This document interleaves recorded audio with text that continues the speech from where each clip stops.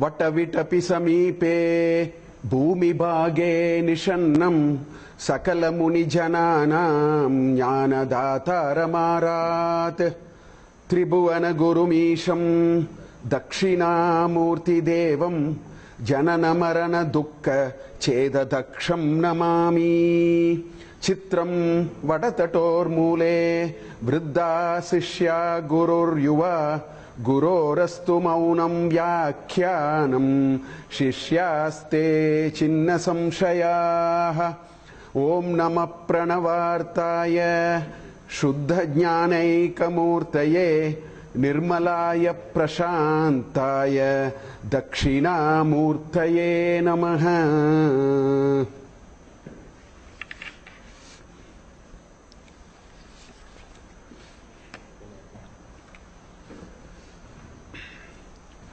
So last class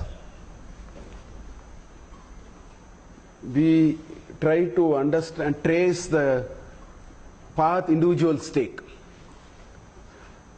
in the pursuit of happiness, which is everybody's goal. While the goal is not different, what is different is understanding of that goal and identifying the path to achieve that goal. That is where the differences start. So each individual evolves, each individual has his or her own understanding of what is happiness. Although all of us agree happiness is what for we are, and start making our own efforts, thinking that happiness is ours. So when this whole path, when we go through this whole path, after a while, as I said, after a while can mean in a Vedantic clock is much bigger. It can be yugas, it can be several janmas also. So after a while, notwithstanding in which path we went, it can be a charvaka who thinks that life is only for enjoyment. You know, there is nothing beyond this life and so on. People are entitled to that views. Why not? People think materialism is the only thing that we have to do. They will immerse in materialism. I think in our system, everybody has room for what they want to do. That is why we can have any number of sadhus, any number of godmen, any number of cult, any number of ways of deciding what is right. I think anything is possible. Because that is the most natural thing. You can't constrain everybody into one god, one book or one way and all. I think it won't work. It's a very artificial idea. So notwithstanding whichever direction we go and whichever path we take, there is one thing which we will all converge. So it's only a question of time. See, if somebody wants to go from here to Bangalore city station, one can take the shortest path, one can take a left turn here and go about 400 kilometers to Madurai or Chennai and also come. Who said it is not possible? All those are possible. But in our journey, some might have taken a longer path, somebody might have taken a relatively shorter path, all those are fine. But this journey has a very important milestone, or you may call it as a threshold or a milestone. And what is that? And that is, notwithstanding the path that we have taken, notwithstanding the quantum of progress we made from time to time, finally we will end up with two things. First thing is, we will end up with the futility of worldly pleasures. It can take more time, less time. That doesn't matter. And what we see in a Janma is no way to be, see, in our normal things, we have our own difficulty in understanding. Ramana Maharishi at the age of 17, he just went away.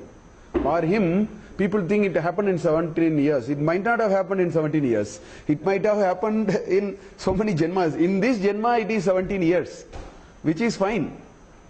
So, at the end of it, we will understand everything we have in the world is a perishable inventory. All are perishables, including the Stula Sharira and the Sukshma Sharira. So that is one conclusion we have to come. We can take our time. The conclusion can be strong, can be weak, can be a very vague idea, can be not at all a convincing idea. All those patterns are possible. But the wisdom of the ages and the wisdom of the rishis tell us that this will happen. At a time we will find that these worldly things are futile. So until then we will do it. Nobody is going to do anything which is futile. The very fact we are doing something is we don't find it futile. I mean, that is a transition, which is all right. We don't have to think low of it or bad of it. All that is not part of Vedanta at all. It is all a very balanced view of what we have to do in life. The second conclusion which many will come is, while all these are perishable, there is a lack of clarity of where to go. That's the other problem. It's one thing to say I don't need it, but if I don't know what is the other thing, this is a Trishanku now. So I think we will all go through that, again in varying degrees. Futility of this is one part of a transition, but not seeing this path to open up is the second part of this story. We will, depending upon the God's grace, we will go through all these and reach where we need to reach.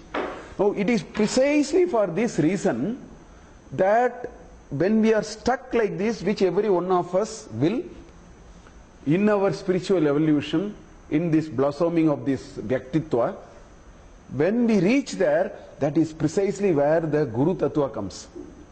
So this is why in this country, Guru is a very inevitable part of one's evolution. It is impossible. In fact, I know people who are very intelligent, very level-headed, in the sense, they're fair-minded, they don't have this wishful thinking, none of that. But I find that they don't have gurus, they are actually stuck. They are cruising on a plateau. They are not here. I know some of them very closely also I know. I used to wonder, why is it that this is happening? Because that Guru happening to us is also a kataksha. It's also very important. In fact, again and again people ask me, sir, what is this Bhagavad Kataksha? How do you explain it? I told it long back in one of the classes. I want to repeat it again. Once people ask me, I think in the class only somebody asked, what is this Bhagavad Kataksha that you are talking about? Now, I have a person who is very closely known to me. I want to narrate this story because this explains it very well. Person known to me, that person was alone. She was alone because her husband was with their daughter. She couldn't go and stay with the daughter. The daughter was having her confinement. So she went for a few days. She couldn't apply too many days leave, so she came back. She is alone at home. This husband is with the daughter because he can help her. He could stay. I think husband is retired, I think. So he could take a little more time. So he was with the daughter for a month or so, and he returned on a particular day. He was coming by the early morning train, I think 5 o'clock or 6 o'clock, 5:30 or something. This lady at 6 o'clock on that day, okay, what she was doing every day, only she was doing that day. What was she doing? Early morning she was watering the front part of the house, just cleaning up and putting the rangoli, which all the ladies do, and she was doing for how many years I do not know. That day at 6 o'clock this person arrives till yesterday she was alone. At 6 o'clock this person arrives home. 6:10 this lady actually takes the bucket and goes. The rubber mat slips. She falls and breaks her back. Some weird sort of right? I happened to know this. I went after a few days to meet her. First thing I told her, I said, you have a lot of Bhagavad Kataksha. She asked, why? I said, 1.5 months you are alone. If it had happened 1 month back, you know how much of trouble it would have put, because this father would have come back. First of all, I don't know how she would have reached the hospital to sort out the first 2-3 hours. I mean, this is a genuine issue. Please understand. And then, assuming, neighbors help, neighbors will help. I'm not saying that. Now look at how it would have tossed the whole thing. this person would have come and they would have found that there's no help, and you would also felt bad, I could have helped, I could not help. So I was narrating this in that way. I was telling her that we all come with a bag of prarabdha. What in this Janma is going to happen, we carry in a bag. Right? We can influence the next Janma. This Janma is like an arrow which has been released out of the bow. You can't take it back and put it back and change that. All that is not possible. So I told her that your getting hurt is part of the plan with which your bag has have it. But look at how even when you have to go through trouble in your life, this is what I have seen in many people's life. They have Bhagavad Kataksha. We will go through difficulties in life. Bhagavad Kataksha doesn't mean you will not have difficulty. I think Vedanta never says that, and that's a bad understanding of life. In this Janma, we have brought a bag and we have to open the bag and keep taking it. The question is, can it be facilitated? Can it be little more easy for me? That is called Bhagavad Kataksha. So getting a guru is exactly like that. Unless that happens by itself, there must be that ambience which must happen. So that is the Bhagavad Kataksha. Guru is also, Guru Kataksha is a larger principle of the Bhagavad Kataksha. So everybody needs a guru. Again, this guru can be a whole spectrum.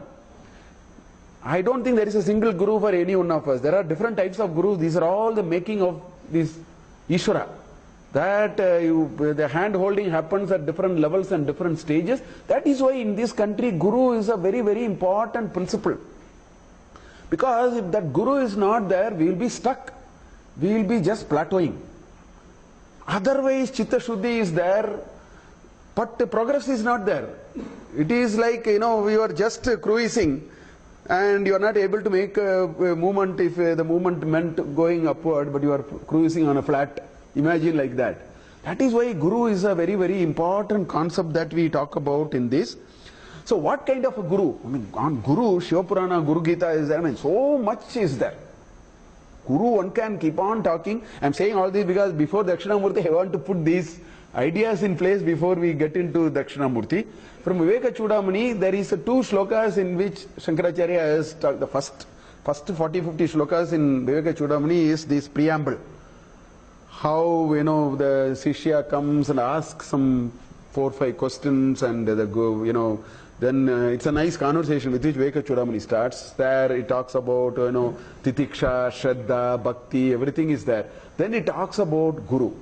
So I will take those 2 shlokas alone just to give you what is the ultimate sort of a Guru that we can aspire as the final stage of our Guru. In between we'll have a lot of intermediate stages. So that is what we will first see. So in Viveka Chudamani, what he says is, Upasidet Gurum Prajnam Yasmad Bandha Vimokshanam Shrotriyah Avrajinah Akamahataha Yo Brahmavittamah. This is the first shloka, there is a second shloka. We will see this shloka first. In fact, there is a Kriya Pada required, otherwise you cannot make this shloka. So Upasidet, that is the Kriya Pada there. Go and approach. That is a verb. So approach whom? Then we can ask approach whom. If there is a Kriya Pada, we can make sense of the shloka. I was telling it in the last class of my Sanskrit course. Right? So Upasidet. Go and approach. The question is, come Upasidet. There it says Gurum. So go and approach a Guru. That's why Dvitiya Bhakti. Because the Karta is now understood. That's a Kriya. So the one which connects Karta and Kriya is the Karma, which is a Guru. So Gurum Upasidet. The rest are all in Dvitiya Bhakti. That means all of them are accepting with that gender and that Vibhakti, so they are all adjective to it. So the rest are all describing what kind of a Guru it is. So it is simple. The shloka is now as simple as that. So Upasidet Gurum. And what kind of Guru? Prajnaha. He is one who is, well aware, well informed, well knowledgeable experientially, not theoretically. Prajnaha. And what kind of a Guru he is? Yasmad Bandha Vimokshanam. In fact, the Bahuvrihi is in a Vigrahavakya here. Bandham Vimokshanam Yasmat. From whom or out of whom? Out of whom means because of him. Out of whom here means, it's sort of a figurative usage here. Because of him, what happens? Bandha vimokshanam bhavati.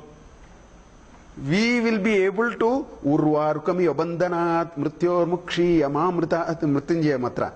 Urvarukami abandhanat, like the cucumber fruit, which when it is ripe, plucks itself from the plant. Like that, we need to be released from the bondage. A guru can help for us.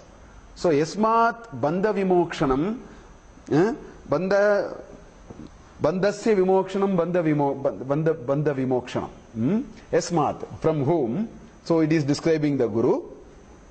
And then, what kind of a person he is? He is a shrotriya. He is a shrotriya. He is, one who is well versed in the Shruti. Shruti Vakya, Anusandhiyaha. One who is well versed, internalized, experienced what is contained in the Shruti is a Shrotriya. So Shrotriyaha, Avrajinaha. Shrotriya Akamahata, both are here. Taittiriyopanishad. Shrotriyasya Chakamahatasya te yeshatam manushya gandharvanam ananda. Shrotriyasya Chakamahatasya Shrotriyaha cha Akamahataha. One who is beyond the domain of desire. Because if the guru is, if only the guru is in the beyond the domain of desire, then there is a nice thing. Guru should be Sishyanam Chitta Apaharaha, not Vitta Apaharaha.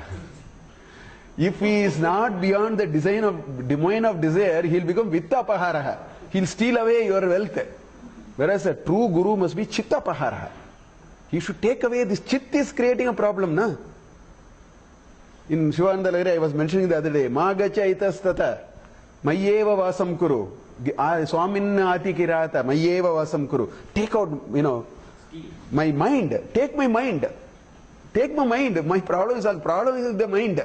That's why, Bandha vimokshanam, Shrotriyaha avrajinaha, Akamahataha, Yo Brahma vittamaha. One who is the superior, Tamaha is the superior, superlative degree. Brahmavit Tamaha, amongst the Brahmavit, he is the ultimate, superior. Brahmavit Taraha, Brahmavit Tamaha. So it is a superlative of one who is Brahmanishta in a way. So that is the first thing that he says in the first sloka. In the second sloka he says, Brahmani Uparataha, in Sandhi it becomes Brahmanyuparataha. Brahmani Uparataha, Shantaha, Nirindana Ivanalaha. They are all very nice usages. Next line you see, Ahetuka Daya Sindhuhu. This is the true property of, if we have got a good guru, this is the ultimate property. There is no hetu, first of all. Ahetuka is a nanj. Ahetuka. Na hetuha ahetuka. Ahetuka Daya Sindhu.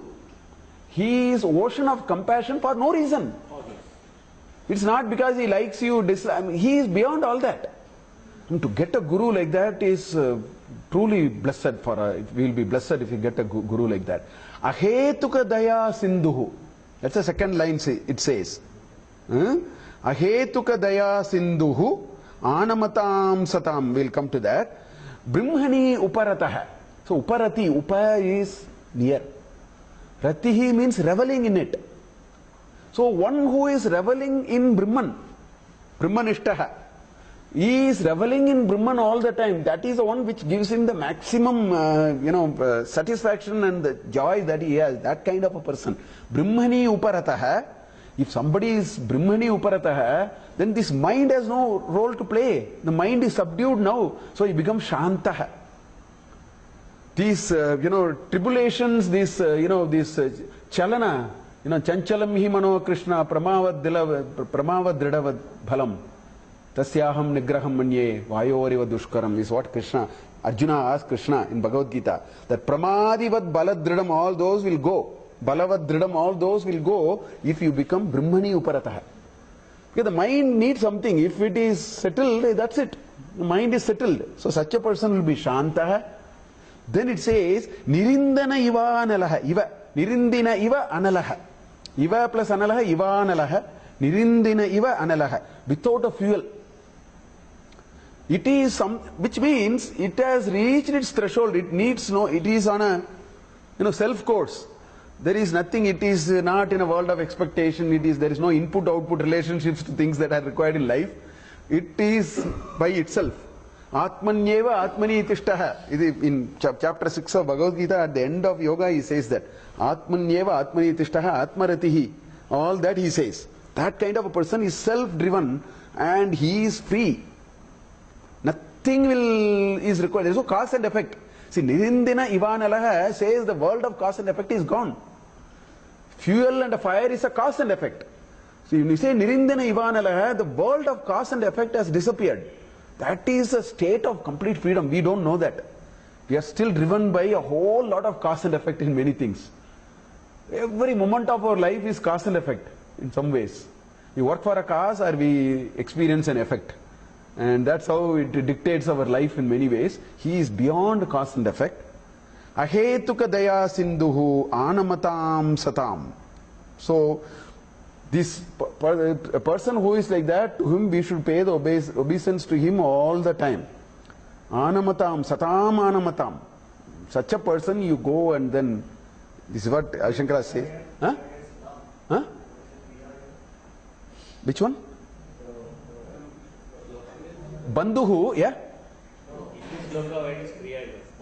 In this, Uparataha. Uparataha. It's a Kridanta. Uparataha. That is a Kriyapada here. One who is, it's a participle, actually it's a verb which is converted into a participle. You need a Kriyapada in any form. It's a Kridanta. It's called a Kridanta, Uparataha. Pachakaha is a cooker, cook, not cooker, cook. So it's a Kridanta actually. That's a Kriyapada here. It's a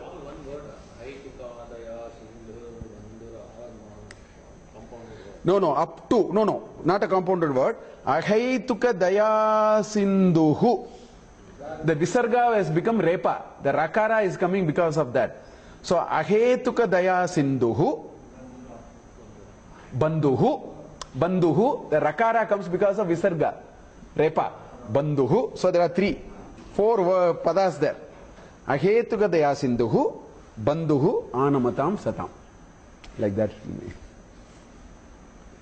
So, such a guru, particularly a guru who is a Ahetuka Daya Sindhu, is we have almost reached. When we have found that guru will come to us. As I told, when we make our effort, we cannot be found wanting in making our effort, but guru will come.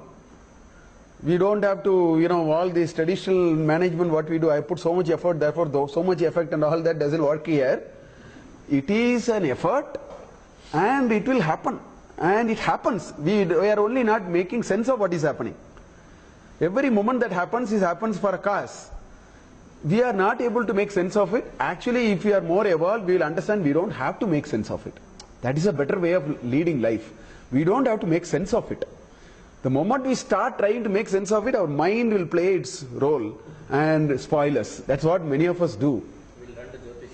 We will do all that. We don't have to do all that.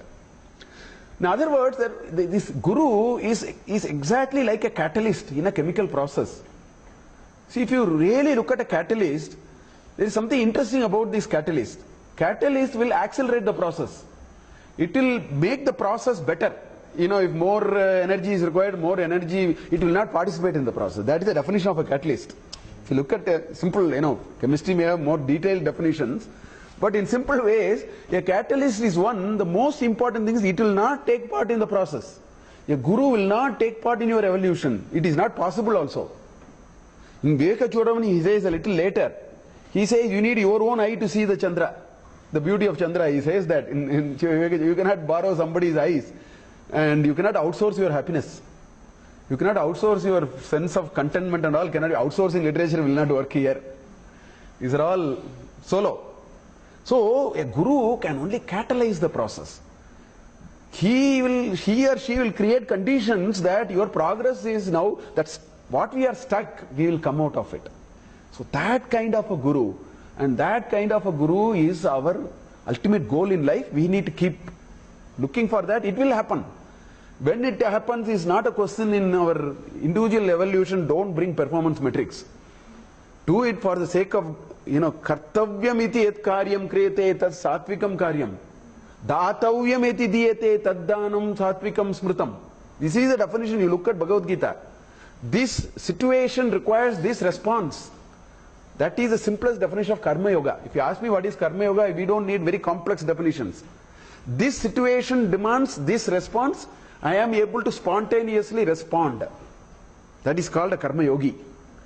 If we were able to run 24/7 our life like that, we have become a karma yogi. That is a simple definition. This is sattvic behavior. That we need to do it, and then the guru will come. So that is what it is.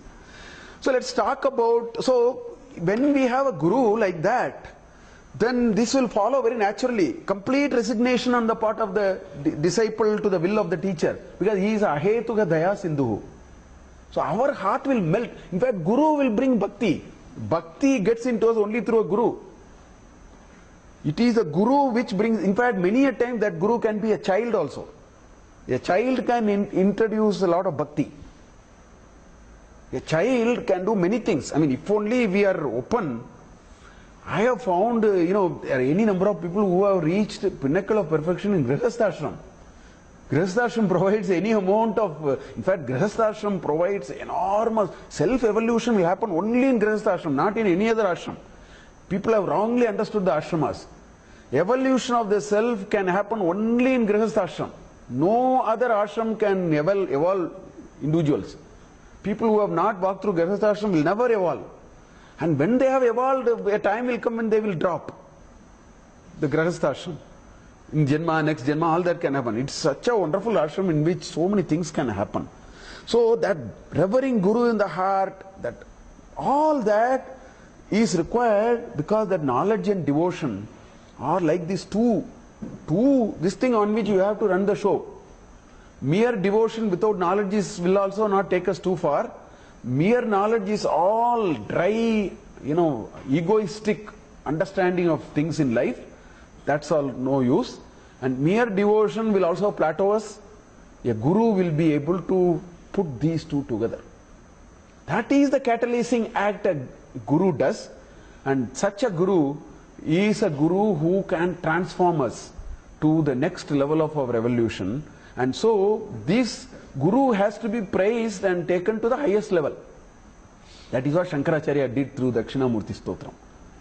This notion of guru must be put at the highest pedestal, and we should be able to see a guru who is such an embodiment of perfection.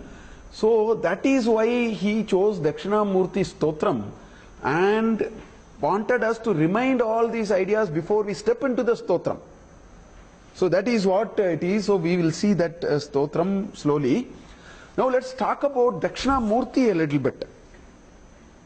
Now Dakshina, the word, in Sanskrit class also we said, right is Dakshina, left is Vama. Vama Bhaga, Dakshina Bhaga. So one meaning is right, but that's not the meaning here. As I told, the right side is Dakshina only because the direction, you have to stand east and stretch your hand. If you stand east, the south is right. That's why the word Dakshina came for the Dakshina Bhaga and Vama Bhagam. So Dakshina means south. That is a very useful definition for this Dakshinamurti. There are several meanings. One is, right side. One is south. Dakshina also comes from Dakshaha. Dakshaha is, Dakshyam is excellent execution. In Sundarakandam, in the first canto, about 208th shloka, 209th shloka, depending on which edition you have, because this Ramayana has a little bit of variations. But if you take the 208th or 209th shloka, Valmiki says, after Hanuman reached this side, Mahendragiri, he immediately, Valmiki is full of that. Valmiki Ramayanam's, something which is really stunted me in Valmiki Ramayanam, is as he keeps telling something, Valmiki, then and there he actually makes you reflect with a concept or with a life principle or with a larger generalization of an event. He keeps doing it plenty. I see it plenty. So here Hanuman crosses and reaches. Immediately he says, Yasmin, I don't remember the shloka by heart, but I know what the shloka is saying. He says, in that person in whom these four are there, he talks about four. He says Dhriti, Mati, and I think Smriti, and Dakshyam. If he has these four, Valmiki says, he can achieve anything. So like that he will make certain statements and go. So there he uses Dakshyam. Dakshyam is from Daksha. Daksha is capable, Nipunaha. One who is very capable is that also comes. So those are the two. So here, Dakshinamurti, in a first simplest thing, is one who is facing south. That is the first this thing about Dakshinamurti. And there is a little story behind it. I mean, there is also a little bit of story behind it, because our culture is so much of storytelling, partly sometimes to remember the background or partly to emphasize a point or something. So the story goes like this: the Brahma's four Manasa Putras, Sanat Kumara, Sanatana, Sanandana, and the fourth one is Sanaka. Sanaka, Sanandana, Sanatana, and Sanat Kumara. These are the four Manasa Putras of Brahma. They were not interested in, they were straight evolved, out of the frying pan evolved. They were straight into liberation. So they wanted, again they were stuck. They wanted to, but they don't know. So they went, and then they went to Brahma, Vishnu and Shiva. They said, on seeing them itself, they said, these people are not going to help me. They sort of came to that kind of this is a story. They were not very convinced that they are going to get, their teachings. So when they were stuck like that, Shiva said, I will take another form. Shiva said, I will take another form. In a way, it is so acceptable to them that I will actually provide them the teachings that they want. This is the story. And he took the form of Dakshinamurti, sat south facing. That is why he is called Dakshinamurti. It's not Dakshinamurti. Dakshina plus Amurti. Then only the Akara, his Dirgha will come. Dakshina Dik plus Amurti. He is Nirguna. There is no Murti. Although we have put a Dakshinamurti, we have put a Murti. But Dakshinaha Amurtischa. Dakshinamurti. Dakshinaha Amurtischa. Dakshinamurti. Nipunaha Amurtischa. Athva Dakshina Dishiyam Ye Upavishanta. All that we can say. Dakshinaha Amurtischa Dakshinamurti. Now this Sadashiva, in Lalita Sahasranama, there is a very nice this thing. Lalita Sahasranama, every mantra is, such a wonderful mantra to reflect. There is this mantra, somewhere near 300, this will come. Panchakritya Parayana. It's a nice 5 things are told. It says, Srishtikartri, Brahma Rupa, Goptri Govinda Rupini, Samharini Rudra Rupa, Tirodana Karishwari. Then what does it say? Sadashiva Anugrahata. See, this Anugraha role is done through this form called Sadashiva, Panchakritya Parayana. Each one is very nice to actually reflect on. So he says, Sadashiva Anugrahata. So that Sadashiva, out of Anugraha, he said, let me, these 4 Manasa Putras want to redeem themselves.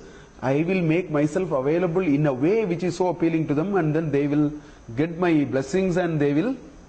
So that is a sort of a story behind why he was south facing and he was sitting, and all that is. There is a Dakshinamurti Upanishad in which also it is similar thing is mentioned in a slightly different way. It says, Se mushi dakshina prokta sa iksya bhikshane mukam. Moment we turn our direction towards him, he says, you will be actually lifted off your worldly things. You will be redeemed of, because only then you will turn seriously towards him. Dakshina abhimukaha proktaha. That person is said to be Dakshina abhimukaha proktaha. He has already become south facing. And Shiva asau Brahma asau Shiva. He is Sakshat Shiva. He will be liberated. Like what they say, who say Brahmavadi bihi. So Dakshinamurty Upanishad is a small Upanishad. It is part of Krishna Yajurveda, where there are some mantra, upasana, there is karanyasa, all those are there. In that this shloka is coming, where it says that Dakshina is actually the divine power or buddhi of subtle perception. Moment that perception is fallen, befallen, finished, you will be resolved of your samsara and all that kind of a thing. But before we get into Dakshinamurty Stotram, there are a couple of things we need to be very clear, because this is very, very strange about Dakshinamurty Stotram. I want to say that, because all these are very important before we see this Stotram. See, generally there are a lot of stotras. So what is a Stotram? And what is the purpose of a Stotram? First of all, Stotras are written by the great seers, rishis. If the stotra is written in Veda, in Shruti, it is called Sukta. Suktas are the Vedic equivalent of the stotras. In Shruti it is Suktam. In Smriti it is Stotram. Okay? They serve the same purpose. So what is the idea of a Stotram? Stotras are required to develop bhakti. The rasa is bhakti rasa in Stotram. Generally you take any Stotram, the Stotras are meant, because as I told you, knowledge without bhakti is of no use, bhakti without knowledge is of no use. We need both. Both has to coexist, then only the evolution will happen. So the primary vehicle for that is Stotram. First of all, it is for bhakti. Why? Because Stotras establishes Ishvara Tattva. You read any Stotram. In fact, Chandrasekhara Bharati Swami of Sringeri, one person went and asked that what is this? If you read Shiva's Stotra, it says Shiva is the ultimate. If you read Devi Shostra, it says Devi is the, if you read Devi Aparata Kshamapana Stetra, it says Bhavani Tot Panigrahana Paripati Palamitam. It says Shiva, first three shlokas, it's a very nice shloka. 10 shlokas are there in Devi Aparata Kshamapana Stotram. He says, first three shlokas it says, what is the Shiva here? He is having an empty thing. He goes to Smasana and then he puts all these ashes and then he is Bhikshatana. First two lines are like that. Then last line it says, Bhajati Jagatishaika Padavim. He suddenly is now Jagadaha Ishaha iti Padavim Praptavantaha. How did he get such a celebrated idea that Bhajati Jagatishaika Padavim? Acharya Shankaracharya gives an answer for that. He says, Bhavani Tot Panigrahana Paripati Palamitam. He took your hand, he got all his ayujya. Like that. So these bhakti granthas are meant to develop that there is a larger force. It uses a bhakti rasa to establish that there is a larger force beyond all of us, and that larger force manifests in many ways in what we do in life, and that Sharanagata has to happen. And for that we need to reflect on this larger force in all its. So this Chandrasekhara Bharati, when he was asked, he said, every Ishvara is the form of a different form of the same entity. Then he very jokingly apparently gave an answer. He said, there are 5 children in the house. Today, this children's birthday, then everybody will say, this children now occupies the VIP. Everybody, says good about the children, all gifts are given to it. It no way means the other children are inferior. This is the answer he gave. So the second day, some other day, the second child's birthday, that day, that child becomes, so this is like that. These are all different formats. There is nothing like inferior, superior, these are all in your mind. See, this Bheda Bhava is what we are made of. Aikya Bhava is not ours. That is there, it is covered in many ways. The Avarana is there. So, that is, the Ishvara Tattva is established generally through a Stotram. Because that brings that sense of awe. Because through that the Bhakti will develop. Because the earliest science and understanding of Bhakti we have developed when you are 1 or 2 years old. Because with the Mata we have developed Bhakti. With the sense of awe the child looks at the Mata. It's all ingrained. Later this is only opening it up. It only provides an opportunity to open it up. Bhakti will come through the Mata. It will not come through the Pita. The Bhakti comes through the Mata. Generally. That is how it is. So all these are the purpose of a stotram. And why is it required? Because the stotra is a very nice way of upasana. Manasya ekagrata katam va karaniyam. How are we able to establish this oneness? So you need that. So the stotras or granthas meant for it. It creates a sense of awe. It creates a sense of Ishvara bhava. It creates that grandeur of power and force, so that we can and some mechanisms to contemplate, so that the manas upasana can be done. So upasana is an intermediate step because the manas has to be tied together. Otherwise it goes all over. So this is how generally stotra is done. Dakshinamurty Stotra has none of this. This is the Vaisishtyam. This is the specialty of, if I had to say, now if this is the purpose of any stotram, and Adi Shankara's all stotrams are like that. And Dakshinamurty Stotram is not like that. Because all this I want you to reflect. There is a deep tatparya behind why Acharya called it a stotram and did something. It is actually a pure prakarana grantha. Prakriya. It's a proper high thinking text like an Upanishad. Dakshinamurty Stotram is actually, it can rival the Upanishad. The entire Advaita Siddhanta is contained in these 10 shlokas. Murti may be small, Kirti is very huge. Just 10 shlokas. But it can be so encompassing and wide. He chose to do it in a particular way. Now, why am I saying it is not a stotram? As stotram is generally understood. I find there are 3 things required for me to call or recognize something as a stotram, which follows from the earlier. If there are 3 things, I will say it is a stotram. First thing is, there should be a description of a devata. All Shankar, all acharyas, Ramanujacharyas, you see Raja Kulasekara Alvar's is, Mukundamala, you see so many are there.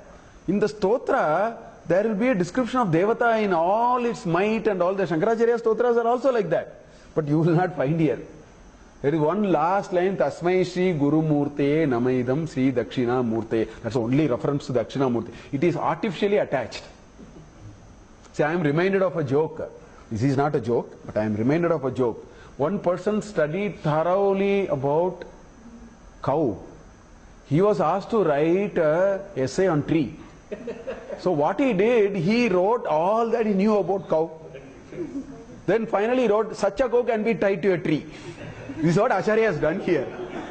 This is exactly what Acharya has done here. What he has done is, he wanted to put some very elaborate high thinking.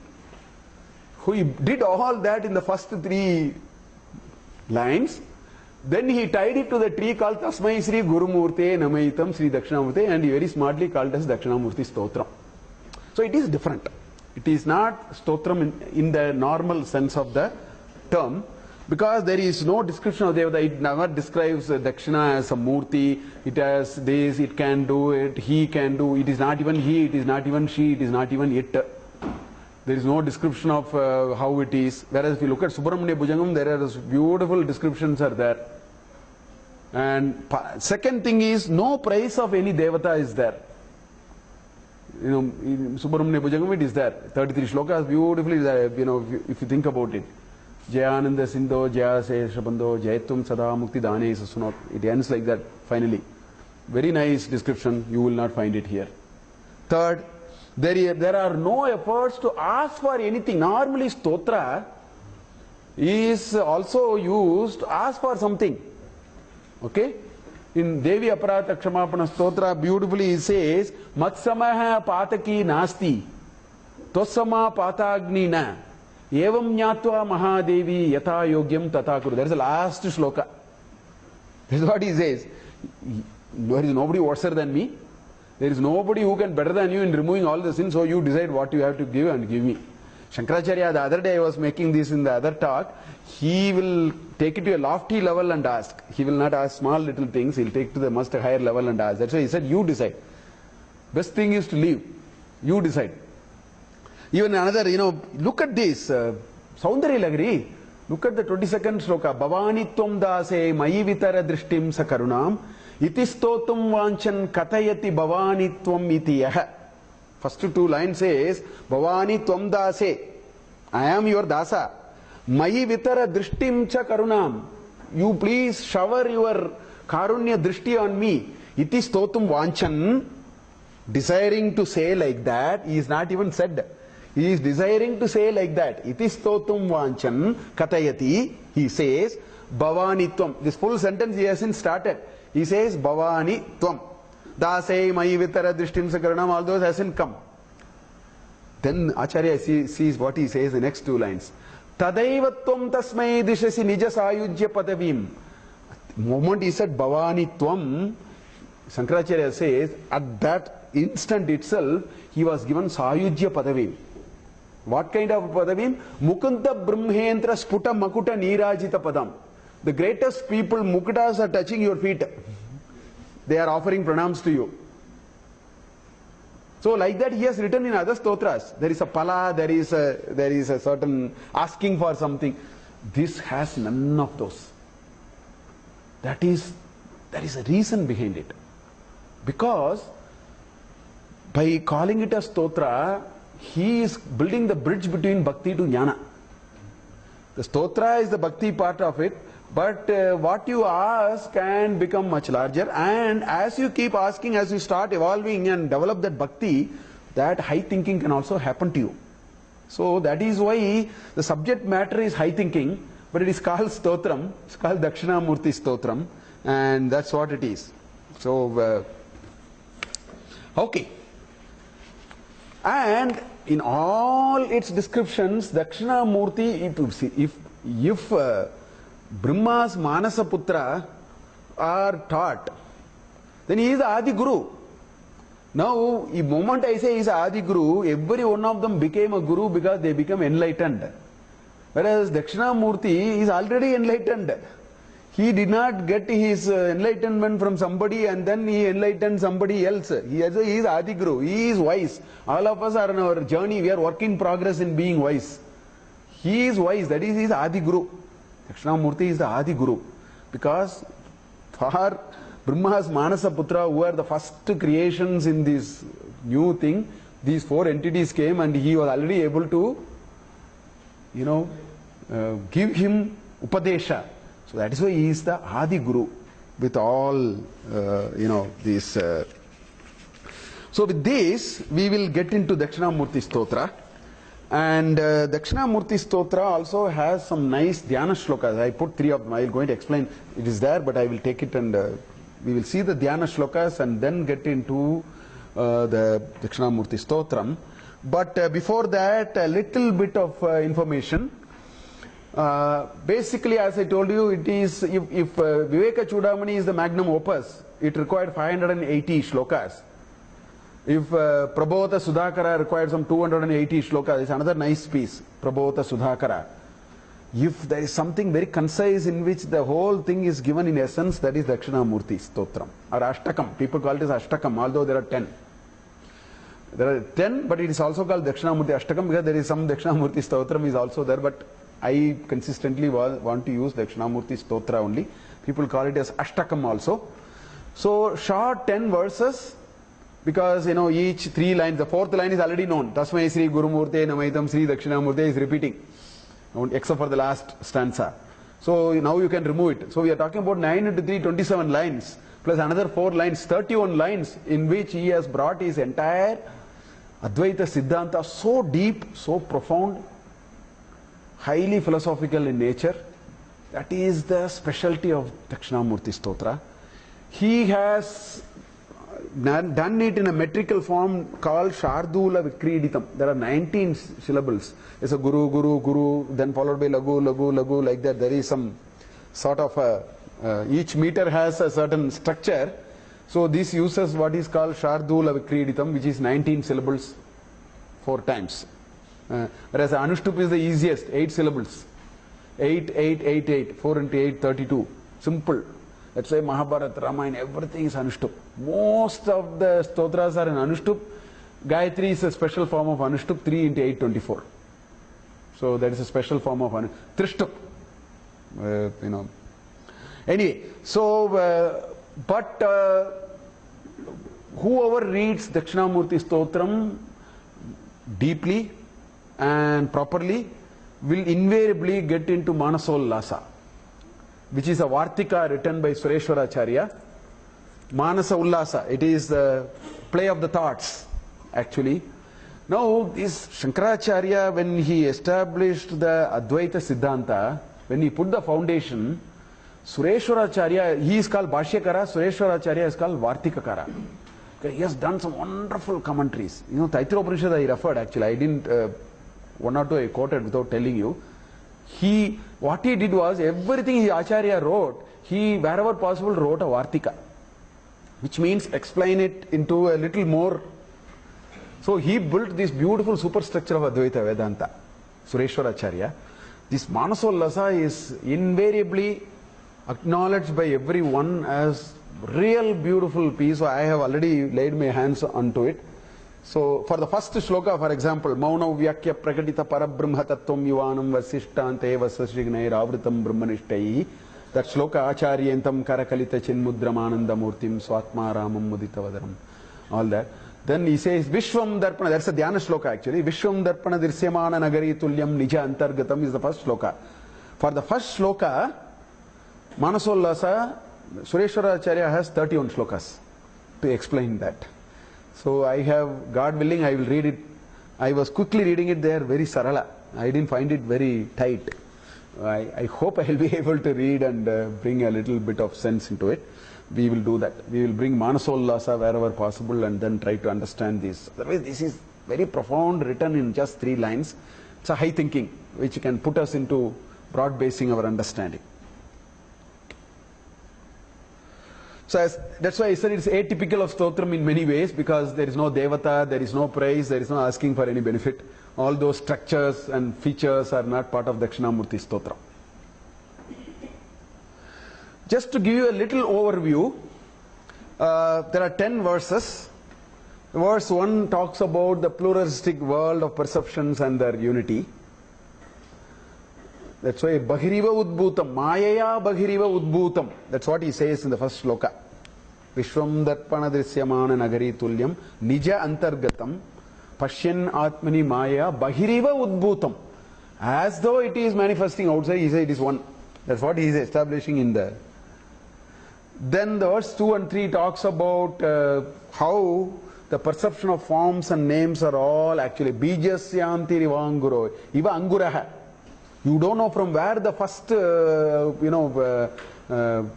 Vatavriksha came.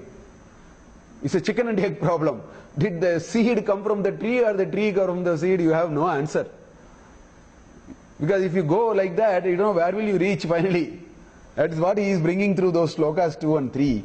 He establishes that the perception of forms and names are superimposed on one infinity, infinite that concept. Verses 3 and 4, but 3 is common between the two. Methods of ending this misapprehension. How do we go beyond that and see that substratum? So that is what is spoken. Then Rahu Grasta Divakare into Sadrishaya, that is the Maya Samachada Samyak Achadanat. That is the 5th verse actually. Delusory power of Maya. He has written a Maya Panchakam. So nice. Swami Shankaracharya. There is a nice Maya Panchakam in which all this.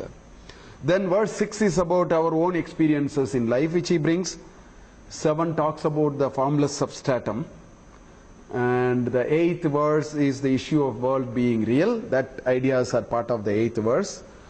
The 9th verse talks about the upasana as a means of integration. And 10th is actually a sort of a conclusion.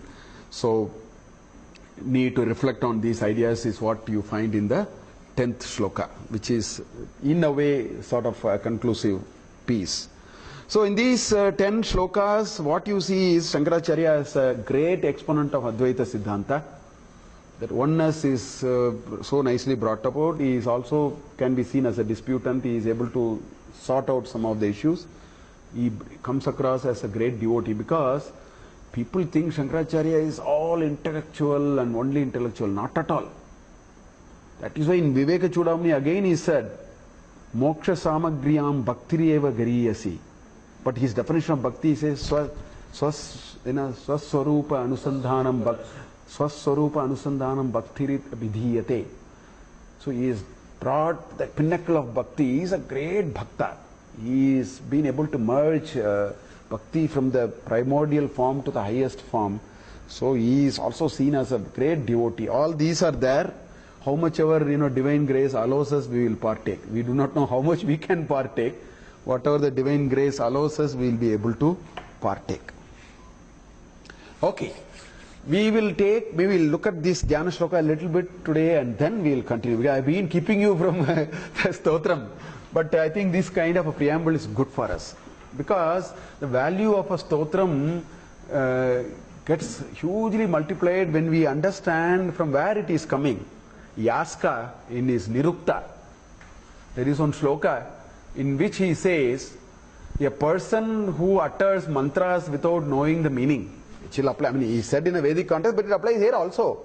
A person who utters anything without knowing meaning, he says, he was not really condemning, he was making the point and moving forward. He said, he is like somebody who is carrying a huge weight at his back, which is of no benefit to him in any ways. How many of us want to carry a weight which will never benefit us for too long? So he gave an example. The only point he is making is in our journey, I think we must, I'm a great believer that without knowing meaning, there is absolutely no difficulty in learning the, because through that stotra, that Bhagavad Kataksha will bring us the meaning. I knew no Sanskrit in my life. Believe me. Absolutely no Sanskrit. Up to I was doing PhD. I think it was Bhagavad Gita. I was just saying the stotras with a pure sense of this is good to be told. That's what my mother told me. I was telling as a child. You are carrying the load. That's all. But it will do the job by itself. It will bootstrap. Don't worry. So while that is fine, but I think effort to know the meaning is that itself is half the kata. That's why I'm spending so much time before getting. It is much easy to look at the stotra and go. I think tomorrow when we tell the stotra again, we should be different. When we look at Taittiriya Upanishad, we should be different now. I have been uttering Taittiriya Upanishad for 25 years, but last 1 year, when the way I uttered Taittiriya Upanishad has completely transformed me, and it takes me elsewhere. Because by grace of all your support, I was able to go through Taittiriya Upanishad like that. So that's why I am doing all this. So we will quickly look at this first shloka alone, and then we'll recite the shloka, and then we will continue. Perhaps we have time only up to that. Mauna Vyakya Prakatita Parabrahma Tattvam Yuvanam Varsishtante Vasadrishiganaihi Avritam Brahmanishtai Acharyendram Karakalita Chinmudramanandarupam Swatmaramam Muditavadanam Dakshinamurtim Ide. Here the Kriya Pada is Ide. There is no other. The Kriya Padam in this is Ide, which means we worship. Huh? It's not a Parasmai Padam, it's Atmani Padam. Ide. Let us worship, let us pray. Or that's all. Let us offer our pranams. Ide.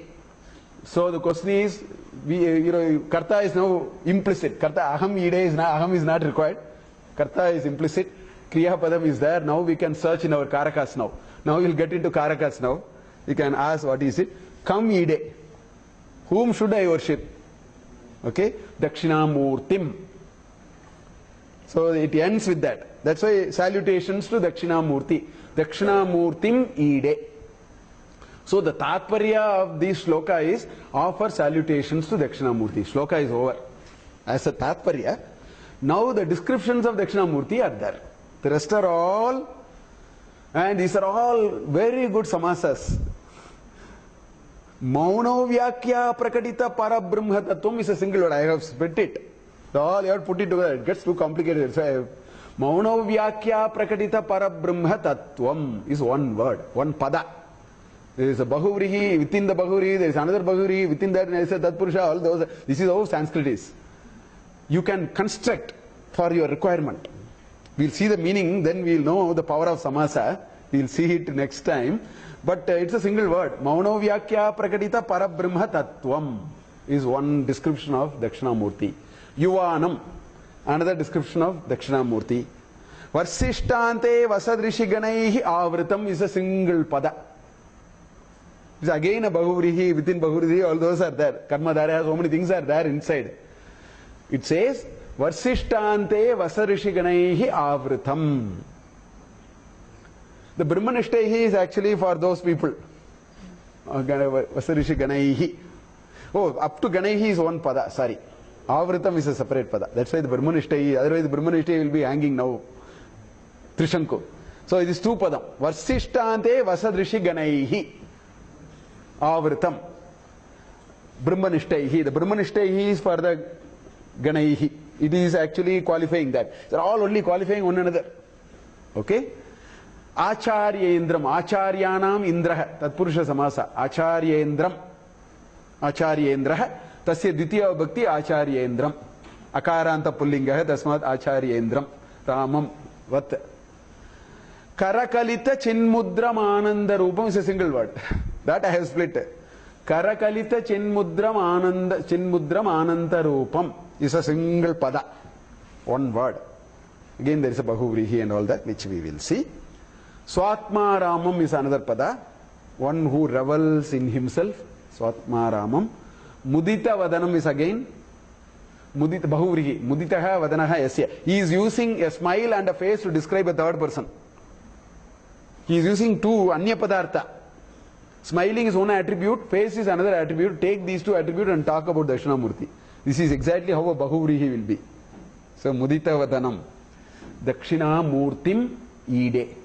We will continue. I just did that. We will continue. Next week I am not here. I am going on a sort of a travel. So 30th only.